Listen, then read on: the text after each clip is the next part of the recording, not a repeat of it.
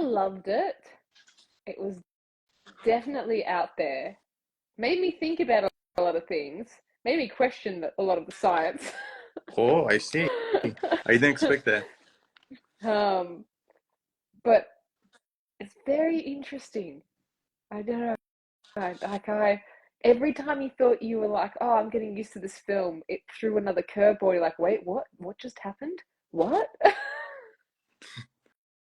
I see. I didn't expect that because for me, for example, I didn't feel that much depth in the movie, and I watched it once. I was entertained, and that's it.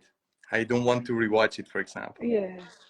I don't know. I think there's questions of nature versus nurture in there.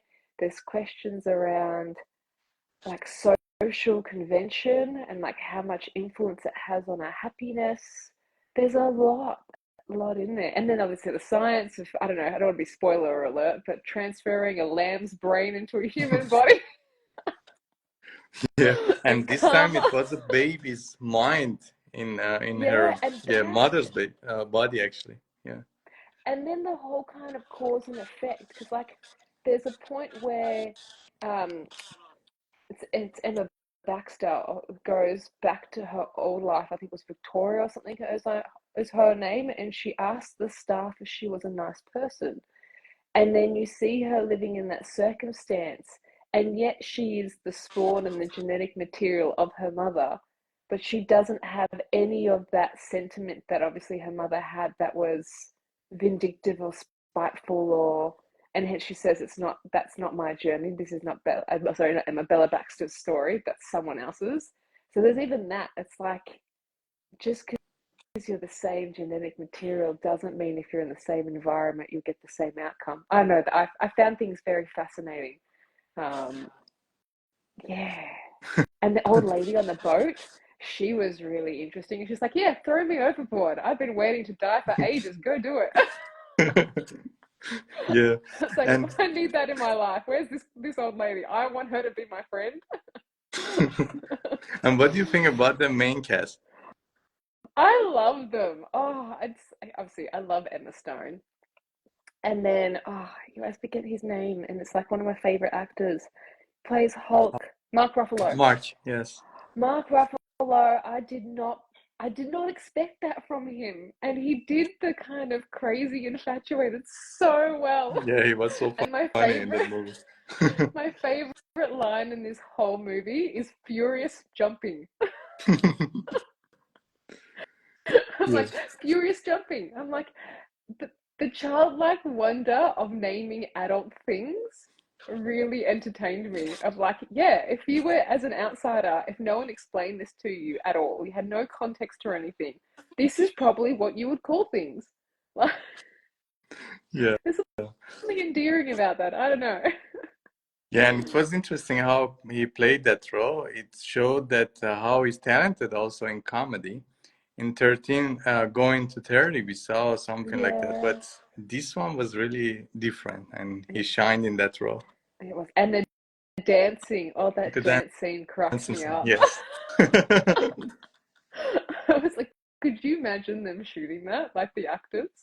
Could you, like, how did they, like, surely they didn't choreograph it. I just have this vision of like Emma Stone just going, you know what, YOLO, I'm just gonna pop out some moves, and Mark, you're just gonna have to go with it. Yeah, and as far as I understood, also they copied from some dance moves, and it was not all random, as I understood. So they Really? practiced that one also beforehand, and Oh, that she turned out nailed to it. be, I think, the highlight of the movie, if I'm not mistaken, because it was very interesting.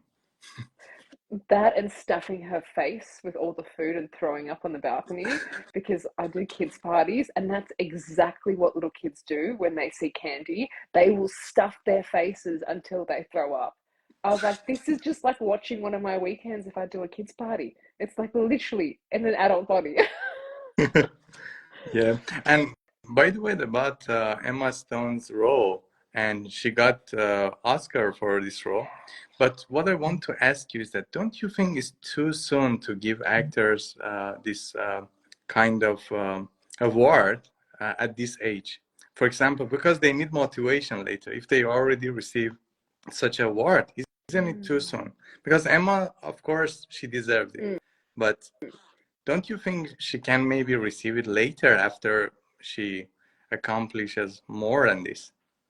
I see what you're saying. I think on some level I do agree, but it still needs to be based on performance. So you might wait many years, but then you never do a stellar performance again where you really interpret the text and really deliver something spectacular. So it's a hard one because yes, you want them to be motivated to continue to work, but I think if you are an actor, it's like you can't take the acting out of the person. It's like a drug. You continue to act no matter what, whether you've got an award or not. I don't think actors of her caliber are really chasing awards. I think it's a nice to have as a validation that you're going in the right direction. But I don't think it, like, once you get one when you're at her level, it's like, oh, okay, cool, I'm going to stop now and just, put the accelerator off, now I'm going to switch to the brake while I'm driving. I think, yeah, I think in this scenario, she was definitely deserved the award. Like, just how she managed all of those difficult like scenes, the intimacy scenes without and still maintaining the character Bella Baxter, like the naked scenes, the really like the stabbing in the beginning where she's like playing with the penis and stabbing it up. Like the stuff that she had to do. And she just delivered it in this character, like exactly like in that character. She never wavered. The walking, even like her commitment to that walking style, like all of these little nuances in her physicality, like blew me away. Like incredible. And then to realize she just had a kid as well, and then she shot this. Yeah, Can that you was imagine? something. Like And you had a kid, and then you did this movie. Like I need to lift my game. well, you had a kid in Buck's metaphor, and you were in a True, prison, so true. you were But in I worse didn't have one in real situation. life. Yeah, I know. And what do you think about the level of nudity? It was very bold move, I think, and I think it was bold, but I thought it was tastefully done.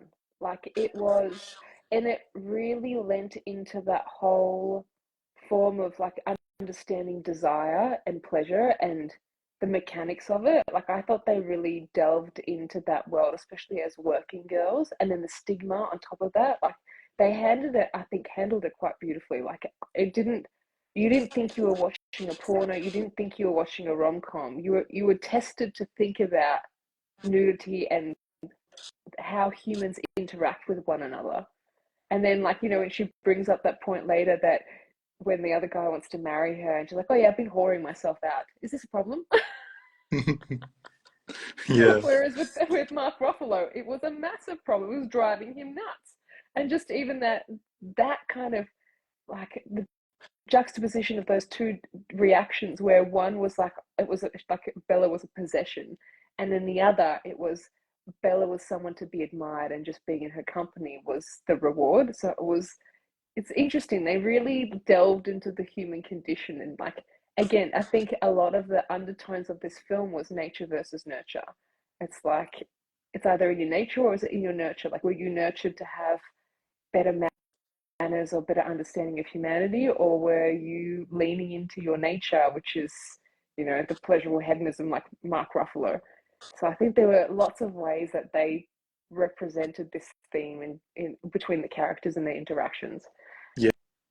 Yeah, and it was basically about evolution of thoughts, as I understood, and it's very good that they included these things because it's very important in our evolution in general, about, especially about the evolution in our mind. So I'm glad that boldly they illustrated that in the movie. It was very good. It was good. And then when they had the second girl that was then transplanted with the fetus's brain, or not fetus's brain, a baby's brain, but you could see her evolution of thought was not the same as Bella Baxter. Like she was still just struggling to have motor skills and put two Yeah. cents like two, whereas Bella inherently had this inquisitive nature where she was like, oh, I'm gonna copy you and Yeah, it's like any experiment. Some of the experiments won't turn out. So that was yeah. the same thing, I guess. And um, what do you think about the set design and costume design in this movie? Oh my God, It's it was a really good. visual feast. Like everywhere you looked, there was just the attention to detail, like the ceiling, the artwork, the costumes. Like I think each costume almost represented Bella's like emotional evolution as well. Like she had different style when she was on her trips. You know, she was wearing shorts before she was wearing a long skirt, and like everything I think that they thought of, it was like representing something. And the color palette, oh, I don't know. I could just live in that way. I hope they make that set like a destination where you can visit and walk through it and take photos because Yeah, I'd that like would to be go. really interesting. You're right. Just They could yeah, earn lots of money just because of this. That would be interesting. just everything. Oh, and yeah, The way they were the whole trying world to building. tell the story using these kind of sets, it was really interesting for me. And that part, it really entertained me. But the story itself, for me, I don't know. What do you think about the story itself? Besides the It was a very fact that the actors were great and the set design were great, the story itself, what do you think about it? it was very simply told, but I think when you're handling a more complex subject matter like the evolution of thoughts, nature versus nurture, if you go too complex, you'll lose people. So I think they kind of had to go a little bit more simply with the storytelling. I still found it intriguing. Like, I know it's simple, but they kept throwing you curveballs in everything that she did. Um, I didn't mind it. I think if you had a really complex story, it would go over your head. You just get lost. You wouldn't know.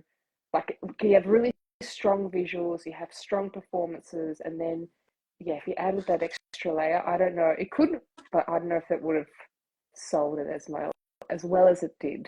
Yeah, That I think everyone can kind of you're understand right what's going on. because otherwise it will have only a limited audience in that case. Nobody would understand. I understand it now as you explain. And because in scientific point of view, it was observed. But when you think about, okay, they want a vast audience for this, then maybe that was the right move for them. Because at the end of the day, it's a business. It's a It is. movie industry. Exactly. And you want people to be able, you want lots of different people, you want lots of people to take lots of different things from the film.